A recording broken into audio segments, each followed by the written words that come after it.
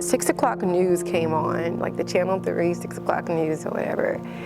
We're ironing our clothes, and I remember them saying, we're live from the Texas State Bridge here in Logansport, Louisiana. We've identified the male as, they gave his age, they gave the name, and they said my dad's name. It was like, what? Like, I can't even remember. It felt like something sank to the bottom of the pits of my being when I heard that. But I was attracted to older men even then. I lost my virginity to an older guy. He was 19, I was 14. And it felt good, I didn't care. You know, I hid it from my mom. I wasn't happy. I had one man doing this, the other one doing that. I had like a 90-year-old man. He was about 90, oh my God.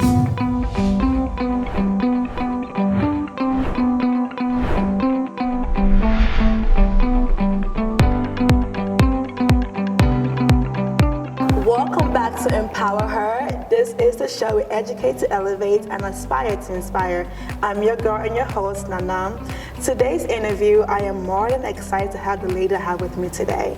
Meeting her was something I did not plan to even have her on my show. And I think today's going to be powerful and impactful to the lives that watch this show. Welcome to Empower Her, Dr. Kandy Baylor. You are a magnificent woman of God. You shine, your grace is empowering. The way you live your life, the way you are, even the way you talk and walk is inspiring to me. So just to have you here is something that I am honored, I am humbled to be in your presence. But I'm gonna let you suck all that in for a second, and then we're gonna go into knowing a little bit more about your story. So tell me a little bit more about you, Dr. Kandy. Well, first, I just want to say thank you so much for this opportunity. And I don't know, it's just so amazing. I'm excited about today. My name is Dr. Kandy Baylor. I am the mother of 4 beautiful, beautiful children. I am an entrepreneur. I own a spa. And I have a women's ministry where I empower women from all walks of life, all across the country, all over the world. We focus on the 7 components of womanhood. So spirituality, the intimate life, sex, relationships, the mind, the body, the soul, the spirit, where we basically, from women that were broken, or women that have had oppositions and situations to arise that made them feel like they couldn't push forward, we break those barriers of limitation. And so from there, I help each woman to identify their uniqueness of who they are. And that's the beauty of it all. So I use my own testimony and my own practical life lessons as an opportunity to help show them that, hey, you can push through any obstacle, any circumstance. So that's it. That's powerful. That's like the high point of where you're at now and what you're doing. So let's go down to the beginning of you. I think we've had a conversation already, but there's more to you than what I know. And the beginning of you is a story by itself. How it even came about. Let's talk about that. Yes, so yeah, it's pretty deep. So my mother was in high school, age of 16. She was a basketball star and a cheerleader and a track star. And she was actually raped. So I'm a product of a rape case. So my mother was raped at the age of 16 by a man that was 12 years older than her. So she was in high school. She was dating at the time her high school sweetheart. She ended up pregnant, and she had me. She was confused as to who the actual father was. Was it her high school sweetheart, or was it the man that raped her? And so from there, my mother hid me for months, until I believe the 9th month, she was running track, hiding me. People didn't know she was pregnant. And so from that, I was born, and I can remember being a young girl, 3, 4, 5 years old, being claimed by two different families. I didn't quite understand that. It was kind of confusing. I didn't quite understand how is it that this family is claiming me, but yet this family is claiming me. You know, I'm hearing, you know, hey, you look like this person, and other people are, hey, no, you look like this person. I'm like, Man. this is crazy.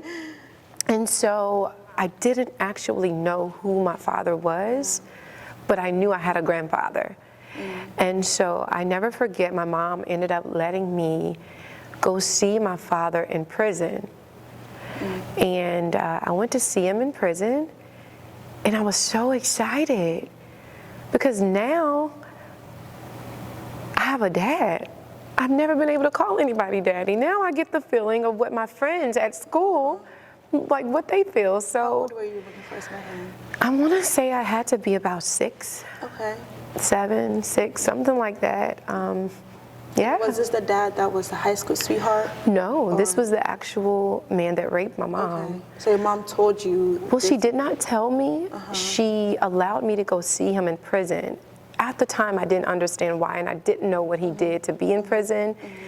I'm from Louisiana, and down south, Louisiana, when we're young and when we're children, we're instilled with fear. Hey, stay in a child's place. Don't ask questions. Don't, you know, so our voice becomes silent. Yeah.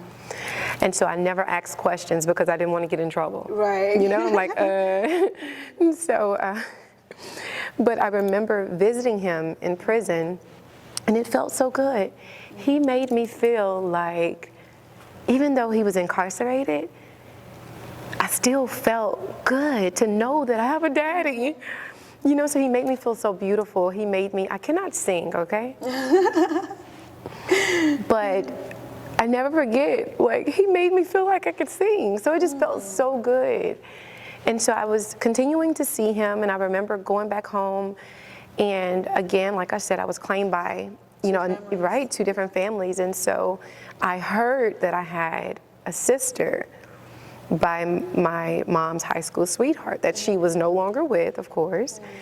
And so I'm like, so the supposed to be sister and we kind of connected, but we never, you know, pushed past that. So it was very confusing. So I grew up, and I was just confused. I ended up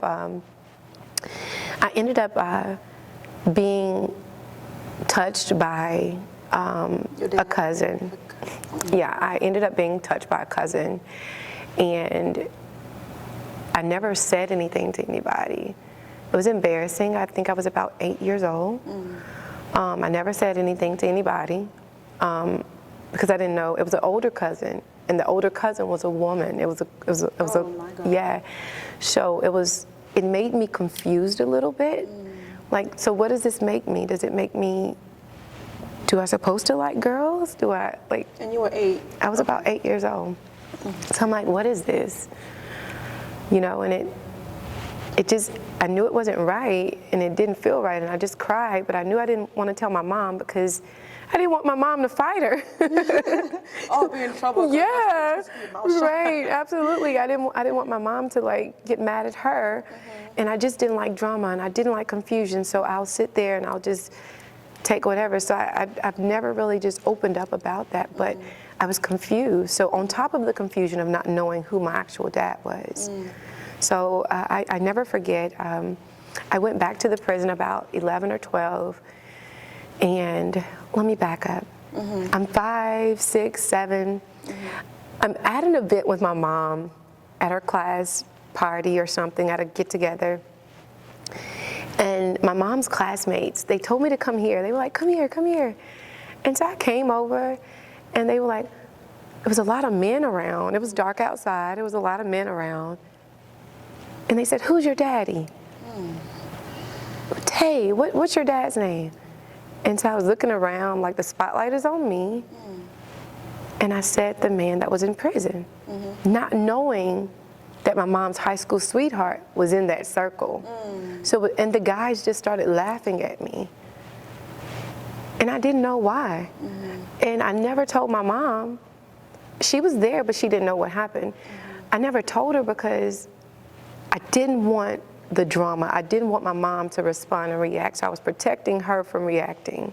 So I never said anything. But I just pushed past all of that, and I dealt with all of that on my own as a little young girl. Wow. I suppressed the pain, I suppressed hurt, I suppressed confusion and all of that. So I remember going to visit my dad in prison, the guy that raped my mom. Visited him, I was about 12, and he told me, he said, "Come here, Kandy." I'm like, okay, I'm excited, right? He was like, "Sing." I was like, "So I'm singing." I don't know if you remember the movie Sister Act. Yeah. So Sister Act had just come out, and I'll never forget, I could not sing, okay? And there was a song, "If You Wanna Be Somebody." Yeah. And so I started singing the song. And I'm like jamming to the song, and he's like making me feel like I can sing, and I'm sitting on his leg, on his lap. And I was always told as a young girl never to sit on a man's lap and straddle them.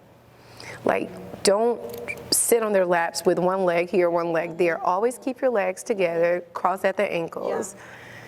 And so I was sitting like I'm sitting now, and he moved my leg and made me straddle him. Like one leg, he moved it on the other side, and so I moved it back. And so I kept singing, and he moved it again, and I moved my leg back. Now, this is going on in a prison, at a picnic.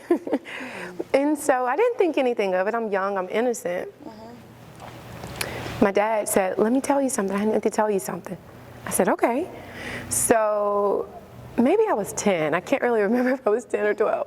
But he licked me in my ear, and I'm like, that feels different. No, whatever. And I thought it was kind of funny, but it was distasteful at the same time. So I kind of shied away from that. I did not think anything of it. So fast forward, I'm 8th grade now. I'm about 13, 14 years old.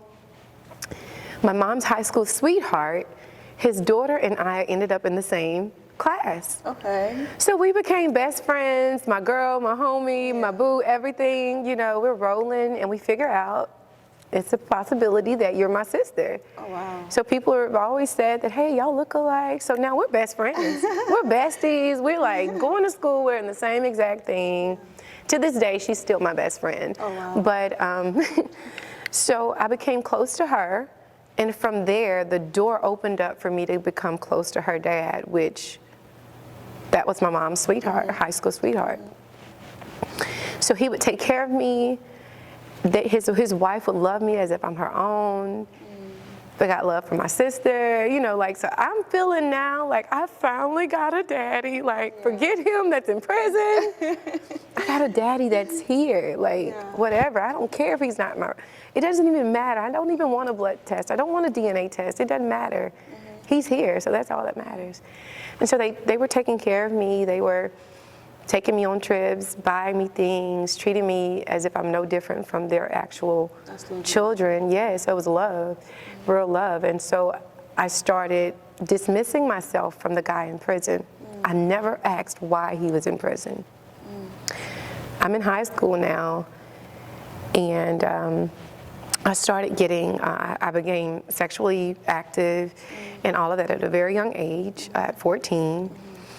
And it was almost like promiscuity. Like I was kind of promiscuous because, like I said, I was already kind of touched or whatever by someone else of the same sex. And there was something in me that I didn't understand it. I'm like, why am I like this? Why do I want to have sex? And I'm young. Like, what is this? I couldn't talk to my mom about it. I didn't want her to know I was, feeling like, and I didn't even want her to know that I was active, right?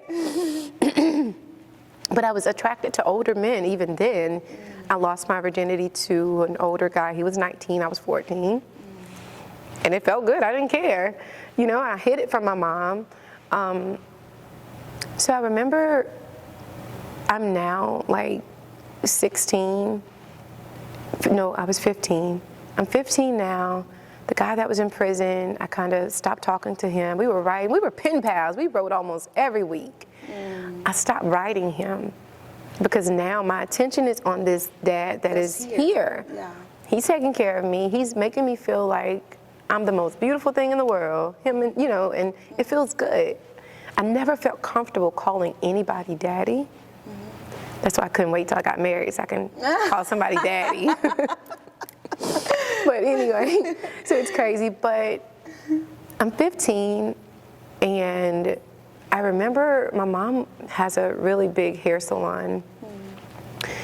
I remember going, at the time it was just her in the salon. I remember going, her salon at the time was behind our house.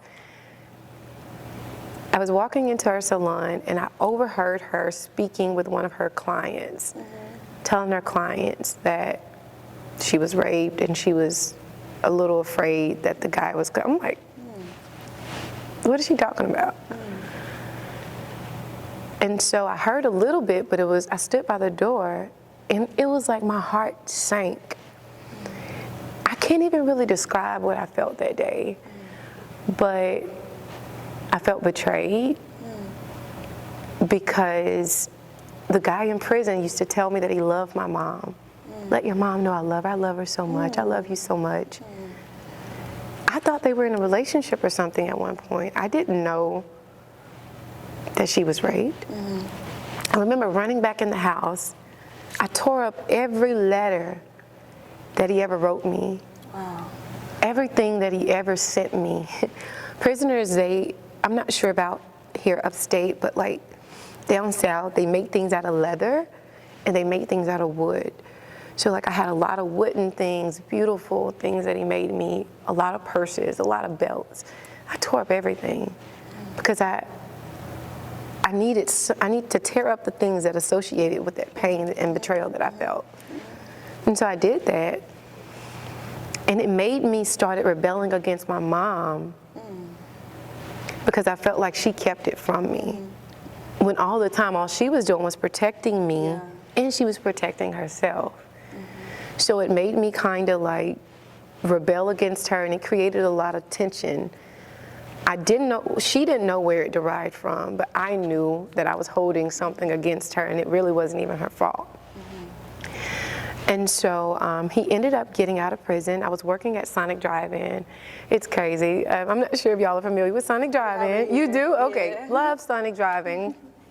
Big ups to all the car hops. I was in high school as a car hop at Sonic, and I played softball. I'm not athletic at all, whatsoever. But I was working at Sonic Drive-In. He's out of prison now. And I remember him sitting in the stall watching me go back and forth. And I was so afraid. I'm like, okay, I don't know what to expect. Because you went to prison, and in prison, if you had the audacity to sit me on your lap and lick me in my ear, I'm not sure what you'll do to me. So I found out that he went to prison for raping another woman, and he was charged with attempted second-degree murder. He beat her with an axe. So I'm thinking like, wow, that could have been my mom. But my mom kept quiet with it all. So, and it just made me feel some type of way whenever he sat in the stall watching me go back and forth. And so I just didn't want to have anything else to do with him. He started dating one of my friends' mothers. He started dating her mother. And a year later, I was a junior in high school. We were getting ready, me and my brothers, we were getting ready for school one morning, and we were all in the living room, ironing our clothes, and the 6 o'clock news came on, like the Channel 3, 6 o'clock news or whatever. We're ironing our clothes, and I remember them saying, we're live from the Texas State Bridge here in Logansport, Louisiana. We've identified the male as, they gave his age, they gave the name, and they said my dad's name. It was like, what? Like, I can't even remember. It felt like something sank to the bottom of the pits of my being when I heard that, because now I'm thinking, it's not real. Like, he can't go yet. I haven't forgiven him. I have bitterness, I have unanswered questions. Like, I just recently started talking about this whole story. Wow. Because it took me a while to heal and understand and put the pieces together, and like, this seems make-believe, it seems Lifetime movie, you know, like Movie. definitely Tyler Perry. And I just remember my heart at that time, it felt as if someone crushed it. And so I ended up just dropping everything. I don't know if I blacked out. I don't even remember everything. But I just remember finally going back to school. I missed a few days of school because everybody knew that I was claimed by 2 families. So the reason why he jumped and committed suicide is because he raped my friend, my classmate. She was a year younger than me. He raped her. We were friends, we grew up together. He was dating her mom, he raped her. And he let her go. At the bridge, he let her go, and he jumped because he didn't want to go back to prison. So I remember going back to school, and I didn't want to go. I wanted to commit suicide. The suicidal thoughts came. Remind you, I had already struggled with suicidal thoughts as a young girl because of just everything. You know, like rejection, abandonment, you know, being talked about, confusion, being the talk of older people. And I can't tell my mom, right? It's a lot. It's a lot. It was a lot. And just trying to handle it all on my own. I remember going back to school, it was almost like the walk of shame. Because that's my classmate. You know, like I have classes with her. It's like the walk of shame, like people know. And so I really didn't want to live anymore. Like I'm like, forget it, I feel betrayed. 16. I was 16. And so I pushed through it. I ended up graduating high school, going off to college. I was in a relationship in high school. And it was my high school sweetheart. Oh, I loved him. I was in love now. You know, I think we dated starting my junior year, that year, I believe. And I actually have a son. I have a 15-year-old son for him.